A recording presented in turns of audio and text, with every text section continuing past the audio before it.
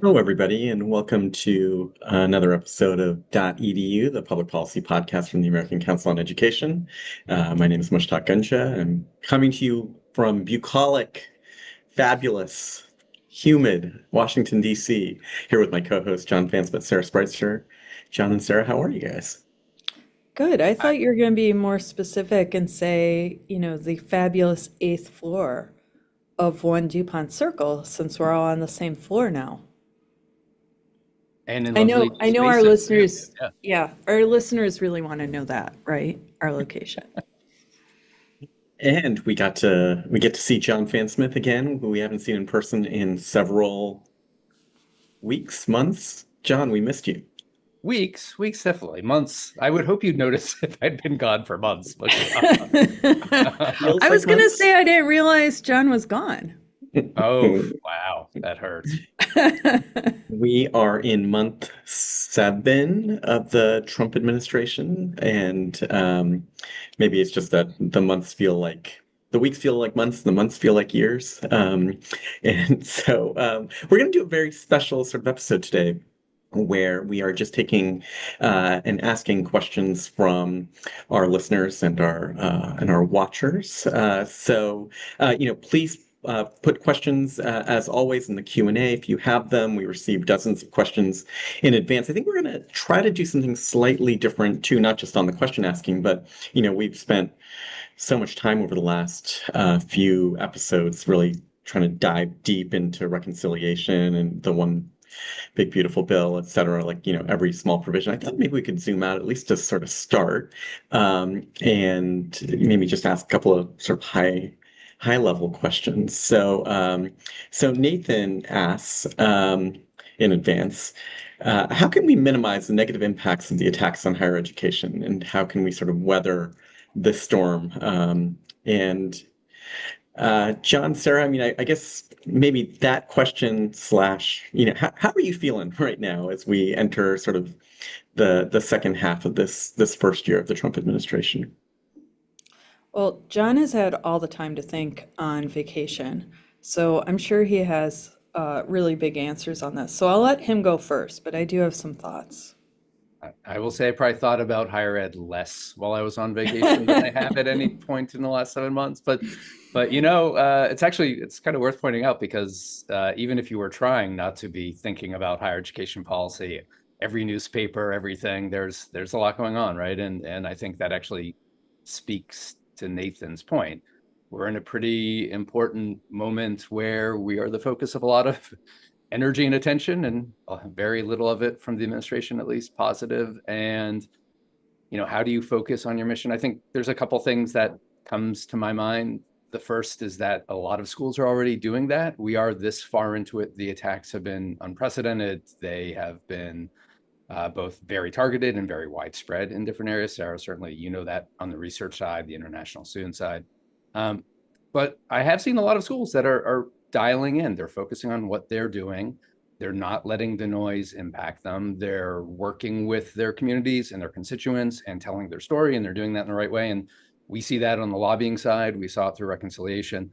I think it's really a challenging time. I think it's worth schools asking hard questions, because one of the things we've seen is this fear of what the administration might do and what that means for your campus and the kinds of choices you want to make about your policies and what you say and how you do things. And it can be hard to say, we have a mission and we believe this is the right thing, but it may invite scrutiny, and everybody calibrates that differently. But I certainly think we are turning a corner in some ways with people being to say, look, the risk is there, the risk is out there, the threat is there, the threat is out there, but we can weather the storm by staying true to what we are, by doing what we do. What we do is valuable. The public, by and large, understands that and appreciates that despite the noise. I don't know if Nathan's looking for specific steps, because I don't know that I have any that would work across every campus, and nor should they, right? But this recommitment to the mission of higher education, the mission of your institution, and the reason you got into this work in the first place, why you care, how you serve students, how you work with colleagues, how you advance knowledge, the research you generate. It's never been more important to focus on that, and evangelize that message throughout the community. So I'll stop rambling there. I'm in a vacation mindset. I'm not very targeted. I'm sure Sarah will add much more concision and clarity. Yeah, since I have been thinking about these issues for the last 2 weeks, John, I think I've been telling people to, be flexible, which is something that you don't think about higher ed being, right, is flexible. But I think coming out of COVID, we've had some experience doing this. And I think that the leaders of our institutions have demonstrated that they're able to pivot, right, when there's a threat in one place. I mean, part of it is it's that the threats are coming from everywhere. And I think that that is really difficult to deal with, and why some people are taking like 2 weeks off for vacation. But, I think being flexible and perhaps doing some like tabletop exercises, like what would happen in the worst case scenarios if you don't have any international students next year? What would happen if you're going to see research funding cut by 50% for the next 2 years? Like, what does that mean for planning? And I told Mushak I was going to give a shout out to the Society for College and University Planners, who I just spoke to last week at their conference in Hawaii. They have a really good strategy planning document, but as the planners for their campuses, they're all thinking, how is this going to impact our budgets this year, 3 years from now, 5 years from now, when it comes to, where are we doing the buildings? How are we planning if we're going to maybe pause on investing in one sort of research, but maybe giving some money to AI or quantum computing or other things that get taken up by the new administration. And look, I think we're very well suited to do that. I think it feels like there's unending threats right now, but I know that we're going to come out of this probably stronger than we were before. That's Sarah. Do you have, there's a couple of follow-up questions that folks are here looking for a little bit of hope. And so let me ask it in both ways. What are you sort of most hopeful about over the course of the next sort of 6 months as you see what's happening in the public policy landscape, what you saw happen over the last six, and then what are you most worried about that is coming up? I have answers to both those too, but I'm curious where your guys' heads are. I mean, I would say I'm most hopeful that that appreciation for higher education and how much we do, not just on our campuses, but for the community, for the US taxpayers, is going to be much more recognized once, those kinds of activities stop being performed by our institutions. So I think that we may have a chance to turn some of the dialogue that's been happening over the past few years about the value of higher education. I'm really, really hopeful about that. For, what I'm worried about, I'm just worried that this is just not going to stop. It's hard to see when we're going to start seeing those research dollars returning, stop seeing attacks on things like accreditation or new regulations coming out. At what point are we going to hit like the threshold where it starts swinging back? And I don't know. Yeah, I would echo actually what Sarah said. I think the hope is, and I do see a lot of signs of it, the public doesn't like what this administration has been doing to higher education. And when you ask them about it, there were a lot of people, even people who had experiences with higher education, who didn't think a lot about higher education policy coming into this administration.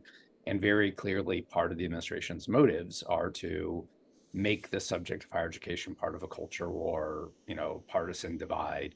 And there's benefit to that, right? People who don't think about, don't care about it, might hear the stories, might hear your portrayal, and use that to identify with you. The downside, which I think is what this administration is finding, is by and large, most people's experiences with higher education are positive. They want their kids to go there. They got a better job because they went there. They got skills training or degree. They did things. They see the value of scientific research. And when it's pointed out to them, what a bargain that is for the nation to use our higher education system to drive that research, they get really worried about it being upset. And everybody knows somebody with diabetes or Alzheimer's or cancer. And the idea that this research is being disrupted, people don't like that. And so I do think the administration has overplayed its hand, and publicly, this is not going the way they want it to go. And they know that too. We know that from reporting and leaks inside, that they see that they are losing the popular opinion on this. The problem there, which also leads into my concern over the next few months, is if you're fighting a losing battle and it's very, very public, it incentivizes you to go harder, right? And we've seen this from the administration. They've expanded the scope of the kinds of institutions they've been looking at and targeting with these punitive extra legal actions. They've been expanding the range of things they're going after those institutions from. We started with anti-Semitism, then there was gender. Now we're talking about race in admissions or race in hiring. They're really kind of casting about, trying to find something to attack. And I do think, especially when you start to see these settlements, reasonable from the institution's perspective, but that they're building a playbook that has very little to do with advancing the interests of students or protecting the rights of students and staff, and a whole lot to do with trying to score political victories. And that, combined with desperation, makes me worry that even as they lose in the court of public opinion, they're going to double down on these sort of really problematic assaults. Way to be a downer, John. Well, we started with the good news, right? I want to hear what Mushak has to say. What is he holding out hope for? Well, right. I was encouraged by the news that came out either late last week or early this now. I'm not remembering exactly, on the K-12 funding that had been held. So I think there was some $5 or $7 billion of money that was held that was supposed to go to professional development for teachers and some migrant education, some English as a second language education, and the administration just held it up.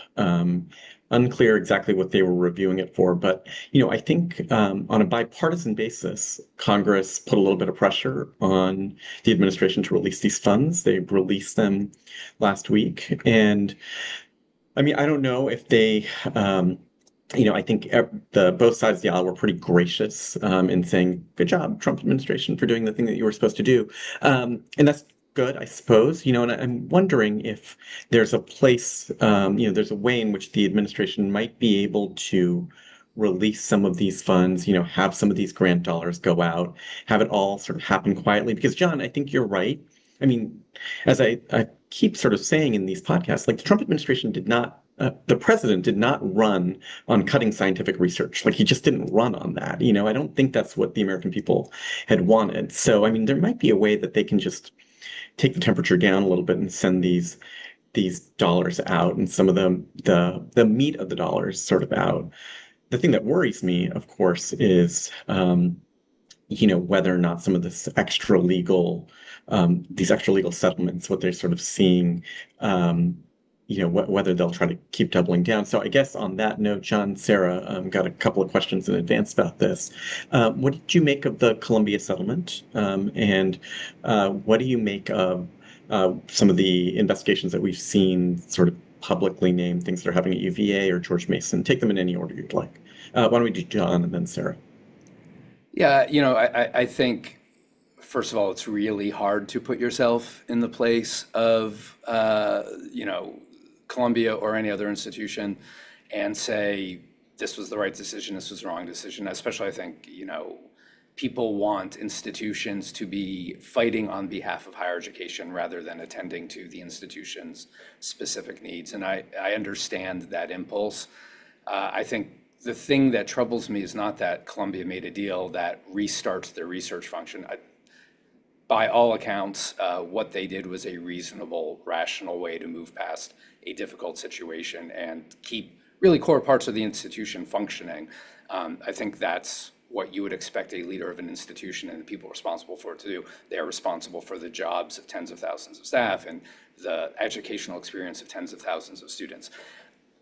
The problem I see with that is what everybody worries about, which is this administration now sees that as a transaction, right? That they essentially, by bullying to a certain point, by ignoring what the law requires, forced a resolution they can point to. And you saw the messaging they put out around it. We won, right? We forced this victory. Now, I think this is par for the course with this administration. They claim a victory where one doesn't really exist. They overstate the significance or impact of that. But we have also seen that now they're talking about going after other institutions. And we saw it at George Mason. We've seen it at certainly UVA, beyond what we've already seen at Harvard, and talk about other institutions there. They've built this playbook to do this, which I think is going to say that's all they care about. Now, again, for an institution, it may just be better to pay them off and move on, but it's a really bad thing when your federal government is essentially extorting institutions to get a little bit of money back and to claim a political victory, when again, very little done to address whatever the ostensible reasons for doing are, and certainly nothing that's benefiting the students, staff, or research folks at these campuses.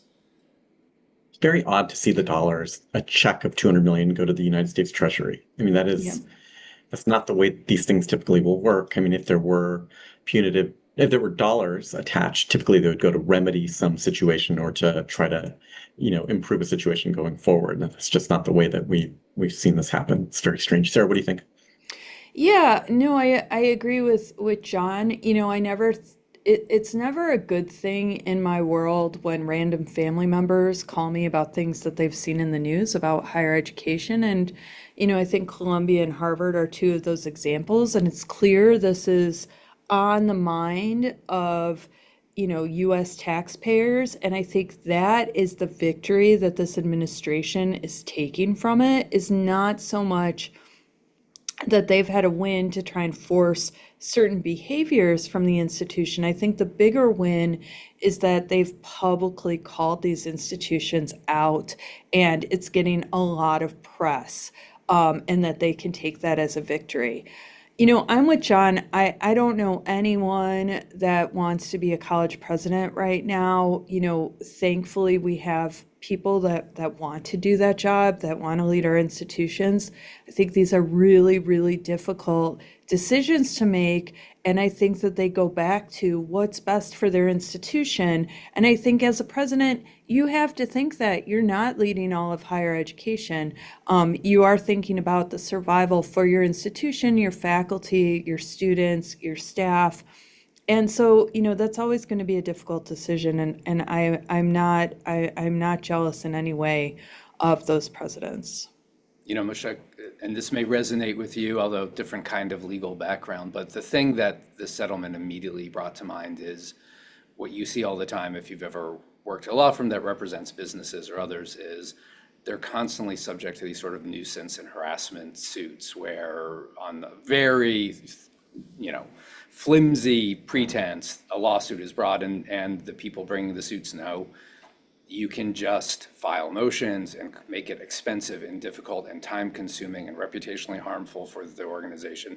So a lot of times you get a settlement even though the suit has no merit to it, and it's sort of the price of doing business. And I just kept coming back to that example when you saw this. I mean, this is every day the administration announces some new attempt to limit something at Harvard or take something away, or the new, and it really does kind of get this. We have thousands of lawyers who are on salary. We have unlimited resources to just keep harassing until we get the outcome we want, even if when it actually goes to a court, courts are rejecting it, right? There's no merit to these attacks, or very little in most cases. It really is just this pattern of harassment, and unfortunately that works. And we're just not used to seeing the federal government wanting to employ this kind of, really counterproductive, really harmful approaches to institutions that have been the drivers of our economy and our well-being as a country. Sure. No, I think that's well said. And John, Sarah, I mean, do you see, and last question on this, and I'd love to move us to a couple of other sort of topics, but I mean, where do you see this ending? I mean, does this Trump administration try to do this with 3,927 institutions that are classified in the Carnegie classifications? Or, I mean, or does this just go to the 20 or 40 sort of institutions that are on everybody's mind? I mean, where does this go?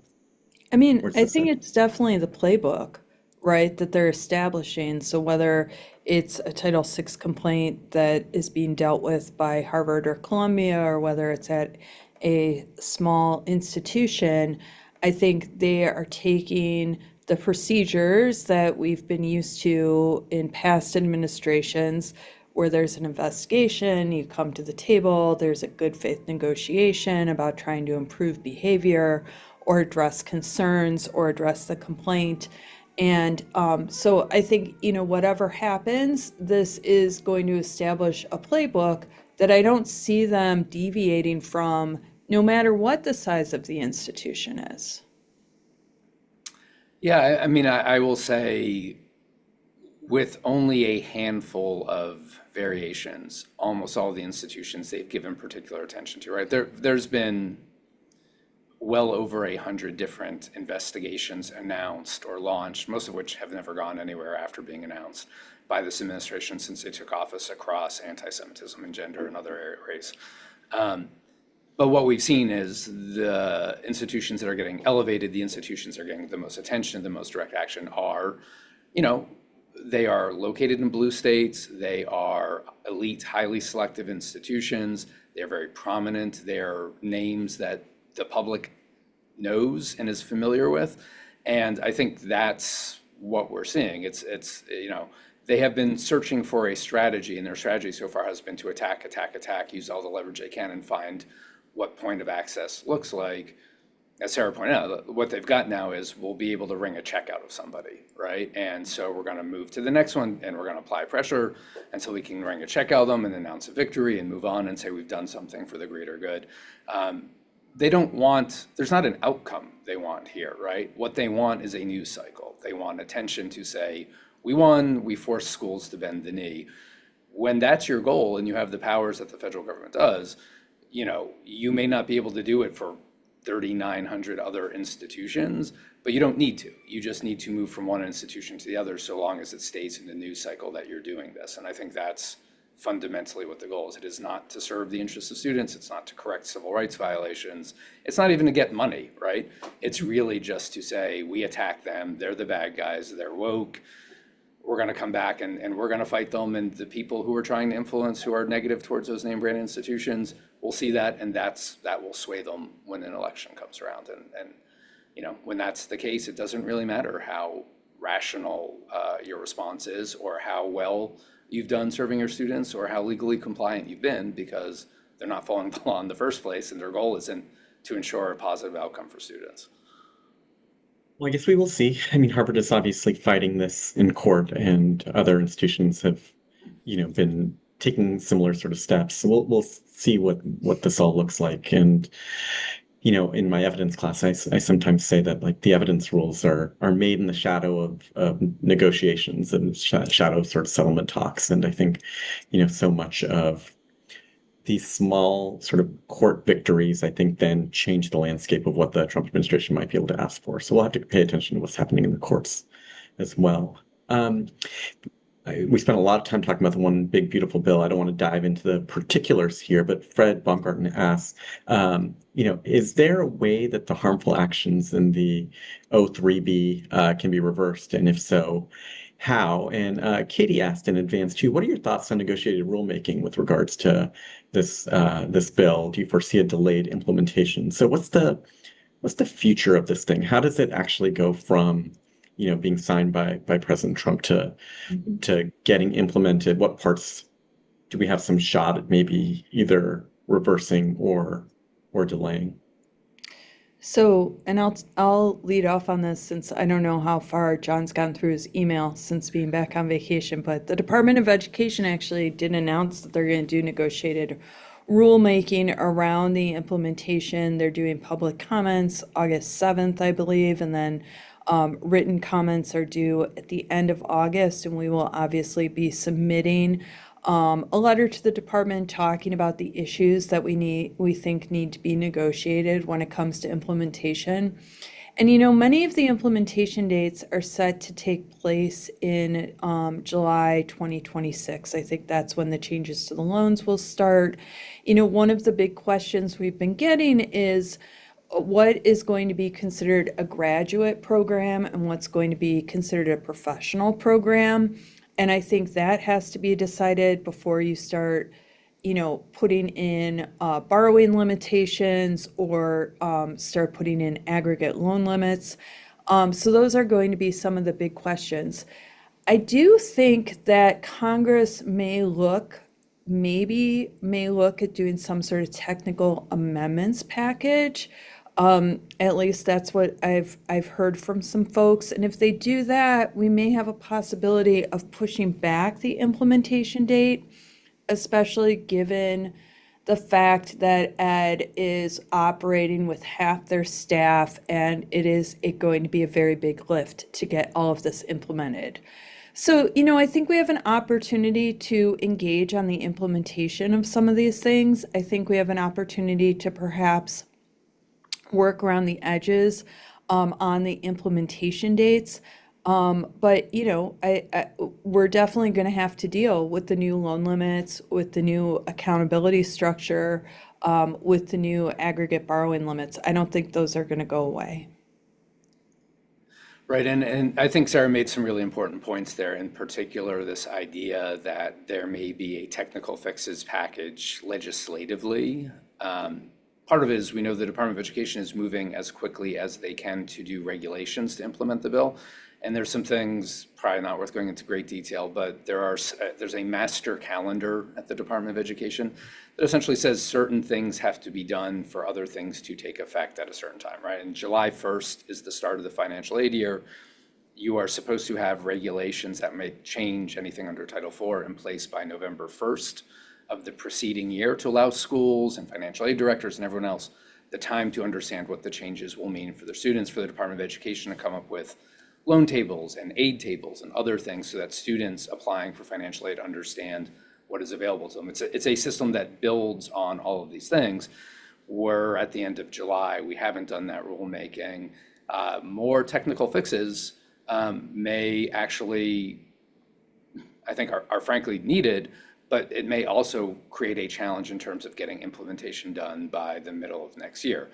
I think that's good and bad, right? We have a department that's woefully understaffed, rushing to try to implement things. A lot has been made about the fact that financial aid professionals aren't one of the categories that are included in the rulemaking.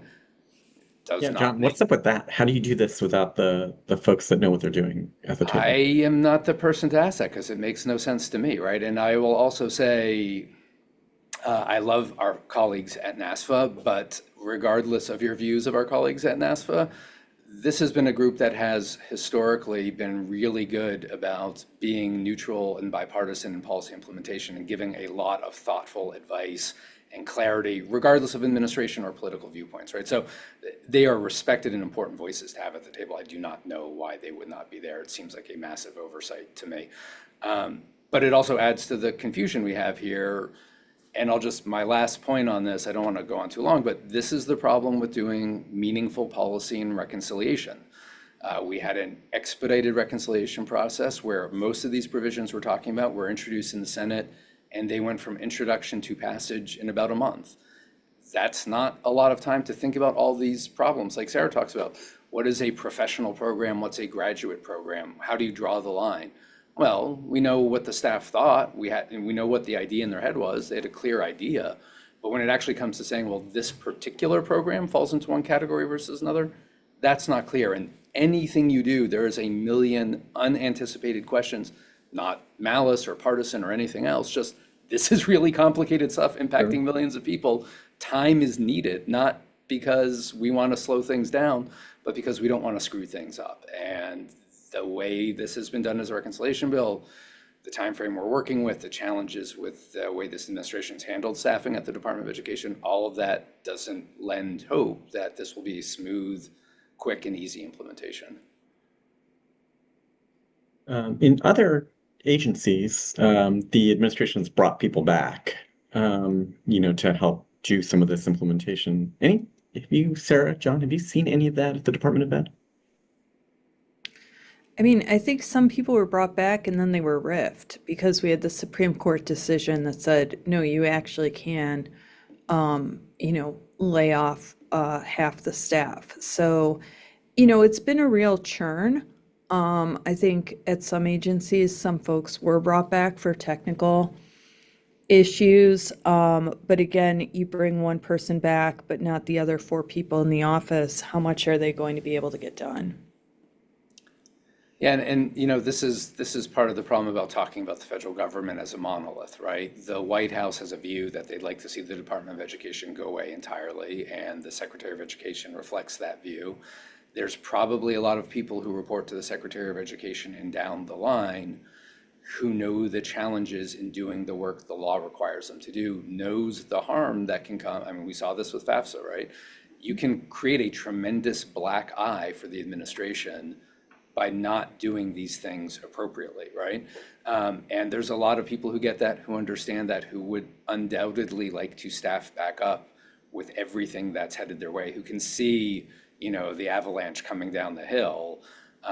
It's going to be this conflict between how can you convince the administration, the politicals in the administration, that it's in their own best interest to make sure that this goes smoothly as possible, and the resources they need to do includes more people to do that.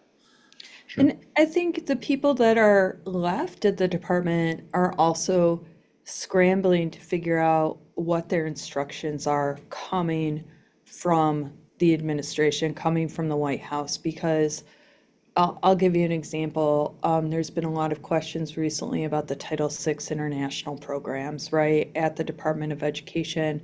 They had their own office, and then their office was cut, and they said, well, everything will now go through the higher education programs, which is an existing office. But it's unclear where Title VI is going to fall under and where you ask questions. And then the people that are there are being expected to take on even more work, and they don't have that expertise, and play that out across 100 divisions at the Department of Ed. And it's just very chaotic, I think. Yeah. Speaking of the Department of Ed, Steve at Augustana College asks in advance, what's the outlook for potential rulemaking versus sub-regulatory guidance for Title VI and other civil rights statutes on the radar? I mean, what are you guys seeing there? Do we have more rulemaking on the horizon? I have an opinion, but it might be wrong. I mean, why do rulemaking when you can just do it, take it to court, see if it stands up, and then it's the new rule, right? Rulemaking, it takes such a long time. I could think definitely for Title IX because they did have the Trump era rules, but again, there's so much like effort that's put into rulemaking, and when you're operating with half the staff, like why not just go back to tell everybody you have to follow the original Trump Title IX rules, or we're going to carry Title VI out this way, and if it gets tested by the courts, it gets tested by the courts. But John may know more. Maybe I'm completely wrong. No, Tell I me, don't John, think am I I know wrong more. here? My sort of cynical response was, if you're not following the law around civil rights anyway, why regulate? But I think we'll see more regulations. I think we'll see more regulatory efforts. People, if you're watching this in late July, you probably know that the regulatory process at the Department of Education is set up in such a way that the department has really great control over what the outcomes will look like. Part of that is who they invite to the table. Part of that is requiring unanimous consensus among all of the negotiators to advance something. And so I think you look at certain things, they will want to do a rulemaking process so that it gives them some additional legal support for things that they would like to implement, that they would like to survive into another administration. And Title IX was the first one Sarah brought up.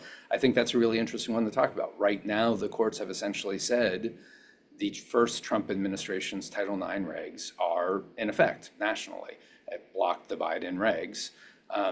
But what those first round of Trump administration regs didn't do was include a definition of gender that comports with the new executive order that this version, this term of the Trump administration. So that would be the sort of thing that you would want them, you would expect them to see, not necessarily want them to, but would expect them to see, to want to put into regulation and codify that, to see, again, something out there that they can use to further influence how they push investigations against institutions, give them some legal support and credence to these efforts we've seen at the state level, especially in California and Maine, going after states' rules. So I think that's the kind of thing I would absolutely expect to see more. It's just there's been so much going on, and it's kind of hard to run a rulemaking process generally, very technical. So, given everything else on their plate, not a shock that they're kind of rounding into the regulatory side of it. I have a question for Moose Chalk, though, as our resident lawyer, podcast lawyer. Um, in the first Trump administration, we saw a lot of cases brought against the administration that cited the Administrative Procedures Act, APA, that they hadn't followed APA procedure. I haven't seen as many cases based on that issue. Most of the cases seem to be this goes beyond the statute. Is there a reason for that? Is that a signal that the way that the Trump administration is implementing some of these things, like they learned from the first administration and now they're being implemented in a way that is APA compliant? Uh, they are not implementing these things in ways that are APA compliant. And I think that the Administrative Procedures Act, when I talk about it, I immediately put everybody to sleep, and I'm worried that we're about to lose half of our Sorry. audience. And the Okay, basic idea, apologies. but no, Sarah, I mean, no, they definitely are not following the law. You can see the way that they haven't when we look at what they've done vis-a-vis Columbia and Harvard, right? There are processes in place to do investigations. And when the administration does not follow those processes, they're in violation of the Administrative Procedures Act. And so a lot of these cases have at least part of their 3, 4, 5 claims of relief, a violation of the Administrative Procedures Act. And many of the temporary restraining orders that we've seen across, not just in education, but across sort of the broader spectrum are some violation of the APA. They just aren't sexy, and so they don't make a Okay. lot of the they don't make a lot of headlines. That said, right, I mean, you can always settle your way out of these sorts of lawsuits. I mean, Sarah, you asked why go through negotiated rulemaking when you can just make the rule and then go Yeah. fight it out in court? Yeah, perfectly good question. I mean, theoretically, the negotiated rulemaking process is there to be able to help buttress your arguments in court, right? I mean, if you've already gone through and clearly considered all of sort of the downstream effects, not only have you complied with the Administrative Procedures Act, but you're likely to have stayed within statute and followed the law. So you can roll the dice and not do that, in any number of cases. And we have seen over the course of the last couple of decades, when administrations try to do that, they often will get blocked in court. Now, there's a lot going on here because part of the reasons that some of these cases were blocked in court was the idea of sort of single district court preliminary injunctions that would then have the effect of a nationwide injunction. The court has obviously sort of pulled that back a little bit. So I think we'll have to see. I mean, there are pros and cons from the Trump administration's point of view of going through some sort of rulemaking. One thing I'll say is, when I was in the Department of Ed, I think we had 3 or 4 rulemakings go on at one time at the very end of the Obama administration, and God, it almost killed the staff. I mean, it was insane amounts of work, Yeah. and now they've got half the staff, maybe even less than half the staff, in OPE, and I don't know how they can do multiples of these. And try to implement, as we sort of talked about, many of these provisions they care about in the O3B. So sorry, long answer to a short No, thank you. and right question. And Mushak, I don't know if you're watching the chat, but people are saying they'd love to hang out with you and talk about all the stuff you think is boring because they seem fascinated by it. So Yeah, maybe John, we'll have to have there's- a little specialized Mushak dotEDU live coffee talk or something. Yeah, I haven't looked at the AMA chat. Moose Chalk. There's no chance that that's actually happening in the chat, so I appreciate that. But thank you. We will save the transcript, Mushak. I will show you. Hey, can I turn us to accreditation? So Peter asked in the chat, this is an actual question. Can you please talk about what's anticipated regarding accreditation, both new accreditors and the recognition of the traditional regionals now that the recognition meeting was canceled and pushed to the fall? And then Anonymous in the Q&A asked, states are now passing laws related to accreditation and DEI. Are we watching? Are we able to provide some information about the effects of this? So, we've gotten a lot of questions over the last couple of months. What's going on accreditation-wise? Sarah, John, what is going on accreditation-wise? Yeah, well, I John's also want to better. just say hi Yeah. to Peter because Peter, don't know if either of you worked at AC with Peter, but Peter is a great former AC colleague and just a great higher ed person. So not surprised he would also be digging in on accreditation.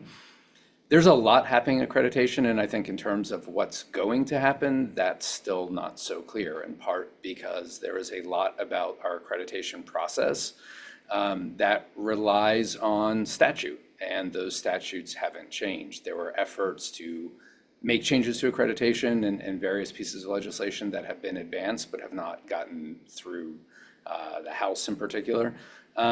But the environment we're in is, without going to too much history, there has been a long-running theme, particularly among Republicans, excuse me, that accreditation isn't working, that it is a cartel is a term, a monopoly that's used to either protect existing institutions' access to title aid or to keep out other institutions or alternative providers from getting access to federal financial aid, that it stifles competition, it stifles innovation, and that what we need is some new system of accreditation to take over. And I think, I will say just my opinion, those are, a really inaccurate and misleading description of the accreditation system. The accreditation system fundamentally works really well and works well in the way that it is a third party outside of the federal government and outside of the institutions themselves that is focused on what it should be, which is quality and improvement at institutions.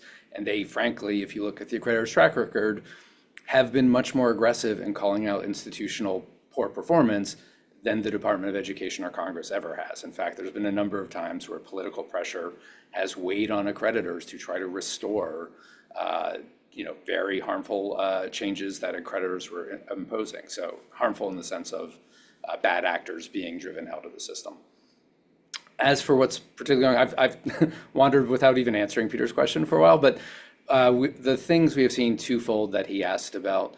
One is that it was announced that a group of research or public institutions in the Southeast were going with funding from the state of Florida to create their own accrediting body, essentially looking at standing up their own accreditor. This has gotten a lot of attention, understandably so, because it would be a direct challenge to SACS, the regional creditor, historical regional creditor for that region. But I go back to the fact that what an accreditor has to do is stipulated in the law. You can start a new accreditor of institutions. Now, the three of us could start an accreditor now if we wanted to, and we would have to get institutions to, switch to us. We would have to follow the laws. This in and of itself isn't particularly meaningful. What I think is meaningful about it is you are seeing this idea of, in substantive ways, challenging the traditional authority of the regional accreditors. And what will come of that? There's a lot of political motives here with DeSantis as governor of Florida, with dissatisfactions the Florida government, the legislature, and the governor have had, with SACS in particular, that a lot of this reflects. You're not seeing it in other areas. So we'll see where it goes. The other piece of this is this delay of the next NSECI meeting. Again, I don't want to go too deep on accreditation, but NSECI is the committee that oversees the accreditors for the Department of Education. They review the accreditors on a regular basis, and then they recommend to the department that accreditors continue to be recognized, essentially that they can perform their functions, and that's meaningful for the award of Title IV aid. They were supposed to have had their meeting earlier this month. The department announced they were pushing it back into the fall. You can read that a couple different ways. The administration hasn't really offered a rationale for it, but the widely held suspicion is the 6 members of NSECI, that committee, who are appointed by the Biden administration, their terms will expire at the end of September. And so by delaying, what you do is you allow the Trump administration to stack the committee with more of their people with their viewpoints. The reason that is particularly worrisome is that we have seen these efforts with both Columbia and Harvard, where the administration has reached out to the accreditors of those institutions and told them they believe that those institutions are in violation of the law and therefore should be in violation of the accreditor standards. If you are pushing the process back to allow for more political pressure to be used, both on the accreditors and on the institutions through them, and then being to stack the deck with people who will support that process rather than looking at accreditation as the quality assurance process it should be, obviously you can see some bad outcomes coming out of that. So hopefully that's not too much on accreditation, but just enough to cover the questions you asked, Mushtaq. And I would just add Nisiki is the funnest name of any of the federal advisory committees, so Nisiki. What do you think, and just to stay on accreditation, I know you want to move us, John, but just for one quick second, I mean, so, new accreditors coming on, potentially, a little bit of pressure, at the Nisiki meeting on the existing accreditors. What does this mean for our institutions? I mean, the vast majority of our institutions here are, certainly have academic and other quality, at their heart. Certainly, we're on a path. Our institutions are on a path of sort of continuous improvement. What's in this? What should our institutions be sort of worried about if new accreditors come up, if anything? So I don't think new accreditors should cause a lot of concern for institutions. You could reasonably argue more accreditors allows institutions the ability to work with groups that understand their mission and their purpose and reflect their circumstances.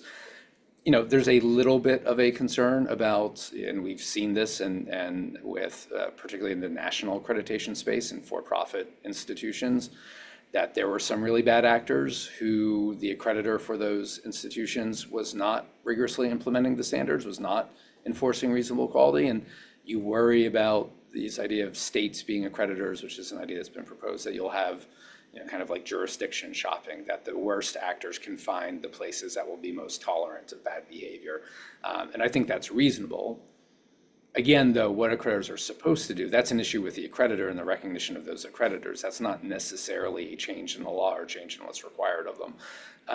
I do think particularly where we've seen the biggest impact for institutions is around DEI. And a lot of the dissatisfaction with the accreditors is accreditors have what I think most people consider pretty mild standards that include things like you will not discriminate, right? And that diversity, that you serve a diverse population, that's reflected in your practices, has been part of a lot of the regional accreditors and the national accreditors and specialized accreditors standards.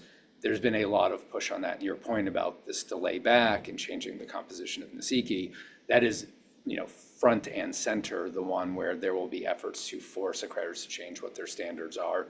That's around diversity is not something that's encapsulated in statute, so it's not protected by law. So I certainly think that will be the biggest impact area for institutions, we will see.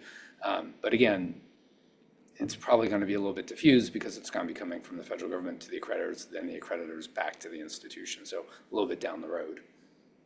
This feels to me like John is volunteering to go to the Nisiki meeting in September. Look, I'm with Mushtaq. The stuff that I think a lot of people would find boring, I find fascinating. So I've watched Nisiki meetings. No, you have to go in person this time. Well, that might be a little tough, but I'm open to it. Yeah, Okay. John, we'll do it. remember I that. sat through that ICS Nisiki meeting back in, gosh, I think it must have been the summer of 2016. Fascinating. That was a cool couple of days. So if anybody in our audience is going to be there, email us and one Maybe we of could John and I will be live there. How tweet, about that? live tweet from Nisiki. Yes, live tweeting. That's the future of the .edu podcast. Yeah. They'll Hey, have to give me Sarah. access to the AC account since I'm now off X, but I'm open to it. We can make that happen. Sarah, I ran into you in the hall on our beautiful new 8th floor yesterday and asked what was on your mind. And you were worried about rescissions. And we have a couple of questions from the audience about rescissions. So the broad question, what Teresa asked, is there anything in the new sort of rescissions bill that affects higher education, and what dollars are being sort of caught up right now that you're worried about? Yeah, so before the House left for their recess, they passed a rescissions bill that clawed back funding, FY25 funding, which I don't think had been expended, but basically defunding NPR, PBS, and I believe USAID, which are all actions that the administration has already taken. I will say I love the fact that Congress constantly makes me a liar because I just spoken to a group of people where I said I didn't think that the rescissions package would pass, and then the next day it did pass. But I think that that is not a good sign because Congress, they passed a continuing resolution to keep the federal government funded at the same level as last year, back in March. They passed it without a lot of fanfare. And so therefore the administration was supposed to spend at the same levels that they had spent the previous year, which is President Biden's budget. And the administration obviously didn't agree with that. And so they were making cuts like to USAID and to other agencies, which were being tested by the courts. And one of the things is that they have to spend out the funding by the end of September. Otherwise, they're going to run counter to the Impoundment Control Act, which says the administration has to spend the money that's appropriated by Congress. So we've had one rescission package pass. We believe that there's another rescission package coming that would probably put into statute some of those funds that they've held back. I think Mushtaq, you started the podcast by talking about some of those funds being released at the Department of Education. And I think that that was somewhat hopeful because obviously that's not likely going to be included in that the next rescissions package.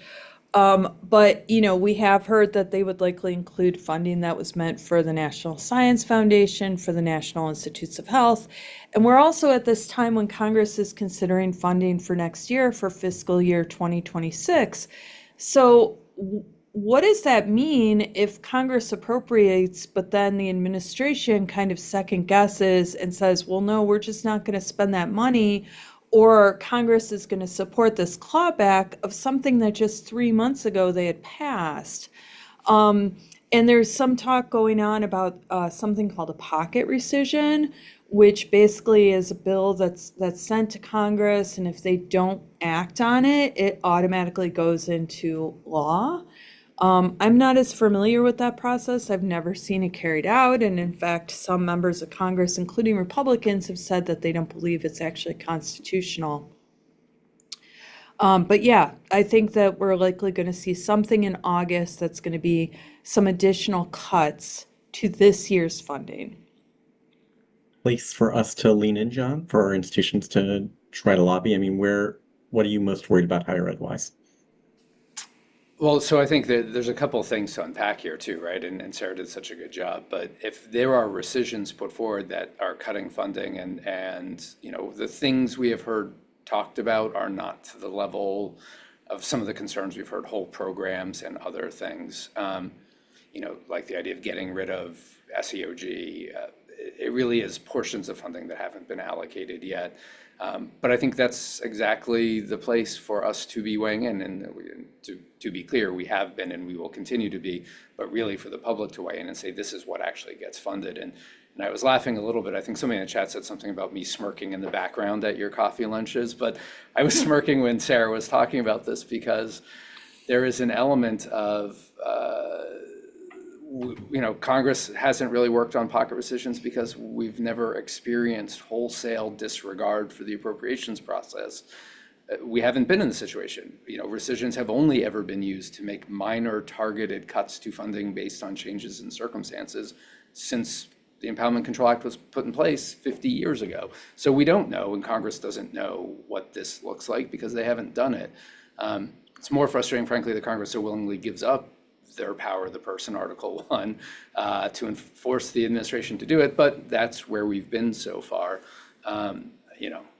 We will see, but we're still talking about what of 25 funding will be appropriate. Fiscal year 25 ends on September 30th. It just adds more to this chaos and confusion about what are we going to do for funding for FY26 when we don't even know that the funding for FY25 will go out. We have just a few minutes left, and I wanted to just ask about international students. I know this is an enormous topic to try to tackle in 5 minutes, but Jill Murray at NAFSA asks, what can institutions do to affect visa and immigration policy before fall enrollment is negatively affected. Huge question. I mean, Sarah, Well, advice? I would turn that question back to Jill Allen Murray and tell Right. everyone to get involved with NAFSA, the Association of International Educators, because they are amazing advocates for our international students. You know, we're watching really closely visa processing because they had paused student visa processing across the globe for around a month while they instituted a new social media vetting policy, and this is going to require every international student that's applying for an FJ or M visa for the consular officer to actually do a review of that applicant's social media. There's not a lot of information about how much burden they assume that this will be or how long it would take the consular officer, but given that we had a 4-week delay when we knew a lot of students were trying to get appointments for their student visa interview, and then we know that they're implementing this new policy. I think the big concern is delay for the fall. Are we going to see students getting their student visas processed in a timely manner? And will we see an uptick in denials? I was just speaking to someone at Universities UK earlier this week, and she said that they're watching really closely. Are students from the UK going to be granted their visas to study in the United States? And will this policy be applied unevenly? So perhaps they're going to do more of a social media vetting process on students, say, coming from Middle Eastern countries, but from Europe, it's a quick scan, and then you get a stamped visa. I don't know, Mushak. I am not hearing a lot from institutions. I think they are trying to be realistic that some of their international students may not get here in time for the fall, and they are offering flexibility to those students. We'll really know in November when we get a survey of institutions that's released along with the Open Door report, that will tell us what our international student enrollment looks like. But, you know, open to hearing from institutions if they are hearing about delays from their international students trying to get here. Anything to add on international students? Anything that we should be doing?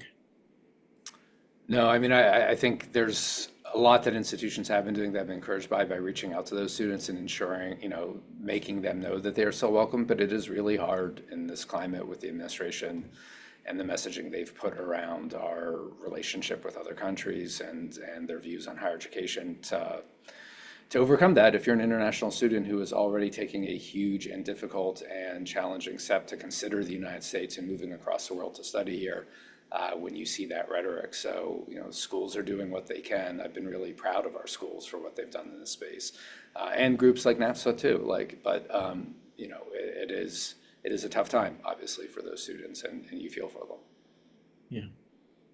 Well, hopefully, the spigot will be turned back on. I mean, I think we'll know. I mean, obviously, we'll have to wait until November for the final numbers, but we'll know a lot, as freshman orientation is just around the corner.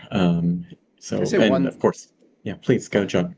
It is worth saying, and it was just a thought that occurred to me, but I've seen a lot of talk about how significantly this will impact our relationships with international students for a long time, and I certainly understand that. I would just say the first Trump administration, partly due to COVID, partly due to their policies, we saw declines in international students, but in the last administration, we hit record year, followed by another record year in international student enrollment. So I do think there is at least hope that some of this can be undone once we're past this administration. But I realize we're in year one right now, so that's more of a long-term reason for optimism than a short-term reason. Yeah, and John, I would add to that I think that even if our federal government is perhaps sending unwelcoming messages, I think our institutions send very welcoming messages. And beyond our institutions, I think our communities are very welcoming to international students. And so I think that's one of the reasons we saw that uptick from the first Trump administration post-COVID is that we've never stopped welcoming our international students, and I do hope that they will, even though it's difficult, I hope they'll still be coming to study here. Well, I'm biased, but our institutions are the best in the world, and I mean, the amount of knowledge, capital, everything that one gains from coming here and being able to study from with our students at our universities. I mean, it's immeasurable. So yes, hopefully this is a temporary blip, and hopefully, Congress will put some pressure on the administration too to have our campuses be full in the fall. Friends, we are at time. John, Sarah, you got 15 seconds worth of inspiration and hope you want to give the audience? I'm going on vacation for 2 weeks, so it's up to John to keep the trains running. Oh boy, So good John, luck. Good luck to huge the shoes higher to fill. Can you do it, education John? community. After all the shots you just took at me about taking my vacation, I like that her sign off is "see you in a few weeks." Look, something like 1,000 people joined this session today at the end of July because people care and they're motivated, and we're seeing that. And it's hard to always feel like that when you read the paper and you get the perspective you do, but we see a lot from across the country, and just thanks to everyone who participates here for all you're doing on your campuses. It really does matter. And to the extent that we have victories, that the worst is not happening, it's because of all of you. So thanks. I want to echo those things. Thanks for the wonderful questions in advance, and keep them coming. And we will see you sometime soon. Hopefully everybody here is about to go on vacation before the students come back in the fall. Thanks, everybody. Thanks.